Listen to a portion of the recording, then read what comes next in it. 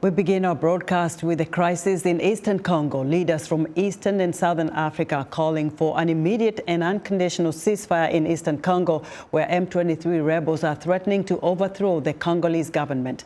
The summit held in Tanzania on Saturday also urged Congo President Felix Tshisekedi to directly negotiate with the rebels. Tshisekedi, who attended the summit virtually, has previously said he would never talk to M23. The rebels have seized Goma, the biggest city in eastern Congo, following fighting that left nearly 3,000 dead and hundreds of thousands of displaced people.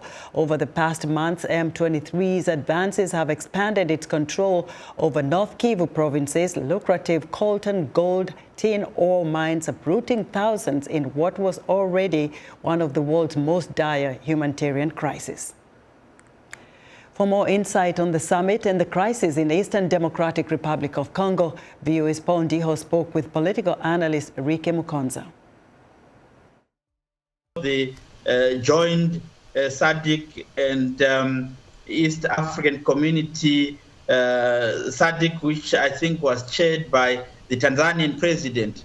All these are efforts to get a diplomatic solution to the conflict in DRC. It appears the president of DRC, Felix Tshisekedi, and the president of Rwanda, Paul Kagame, they don't seem to trust each other that much, because you would recall that in the recent SADC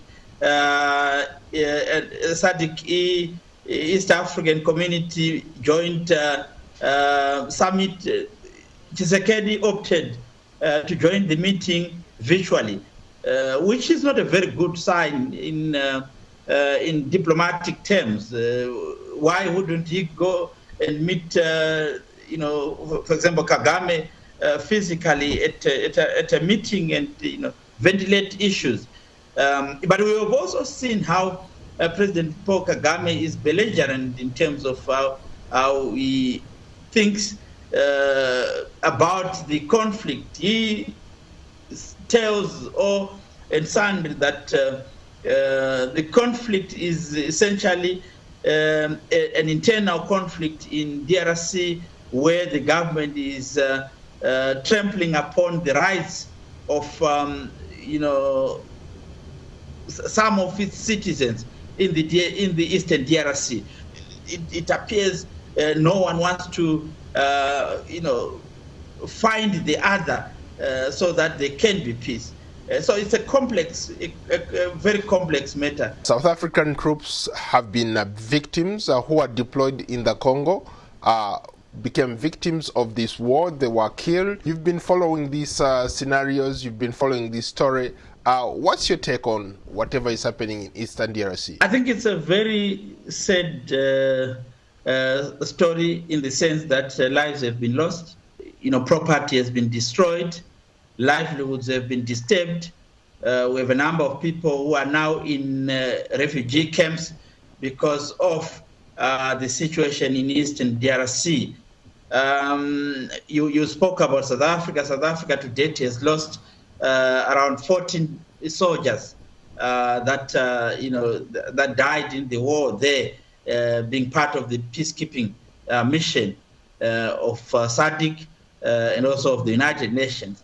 So it's not a case that as Africans we need to celebrate. It's a case that we all need to put our heads together and find a lasting solution to the conflict that exists in that area. We must take into cognizance, Paul, that this conflict is over 20 years old, and something must now give so that peace can be given a chance. That was Ricky Mukonza, a political analyst and professor at Tshwane University of Technology in South Africa, speaking to VOA's Paul Ndiho.